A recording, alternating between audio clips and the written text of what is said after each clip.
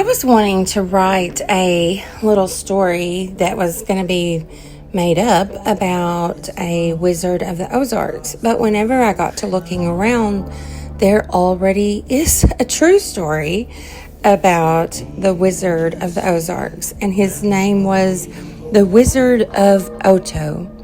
And here is his story. They say most old Ozark towns faded out when the railroads stopped running or the mines dried up.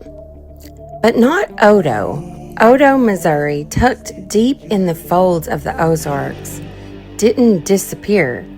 In fact, it came to life. And the reason? A man named Omar. Nobody knew where he came from. One day in the early 1930s, he was just there, living in a stone cabin outside of town. Barefoot, quiet, with wild herbs growing up near the walls and blue bottles hanging in his trees like wind chimes. He didn't call himself a wizard. He didn't call himself much of anything. But folks started coming to him when nothing else worked, when the doctor's medicine ran out or the preacher's prayers didn't stick. And Omar? Well, he helped. He helped with snake bites, nightmares, arthritis. He helped babies sleep and old men stand up straight. He helped broken hearts, stubborn warts, and sadness that stuck to your bones. His tools were simple: river water, root tea, blackberry vinegar, whispers in strange languages, and sometimes just listening better than anyone else ever had. Eventually, he built a little shack off the main road and nailed a sign to the post: Omar's Remedies. No promises, just help. By summer, there were lines down the street. People came from all over: Arkansas, Oklahoma, even Memphis. Some came out of desperation. Some came just to see if the stories were true. And oh, the stories. They said he once stopped a nosebleed by burying a silver spoon in the yard. Said he cured a man's stutter with a pine cone and a glass of creek water. Said he could speak to the little people, those old spirits that lived under mossy rocks and behind waterfalls. The line outside his shop became its own kind of show.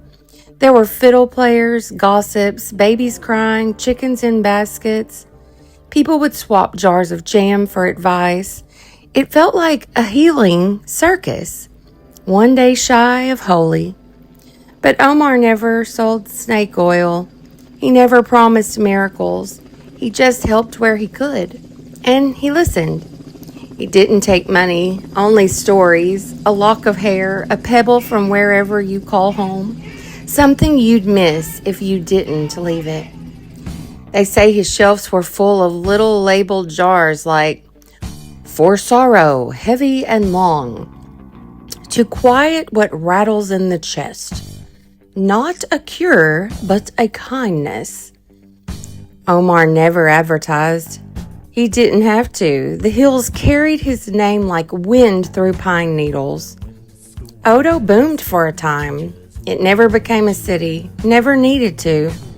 It became something better, a place where people believed healing was still possible. And then, like all good magic, it slowed down. Omar got old, the lines got shorter, the hills grew quiet again. But he never left. He just faded into the green, the way mountain things do, slowly, softly. But if he was part of the land, as if he was part of the land all along. Today, Oto's more memory than map. But sometimes, just sometimes, someone finds one of his old blue bottles in their attic or buried under a porch, still sealed, still labeled, still waiting. And folks say, if you're ever lost in those woods and come upon a stump with a jar on top, leave a coin. Say thank you.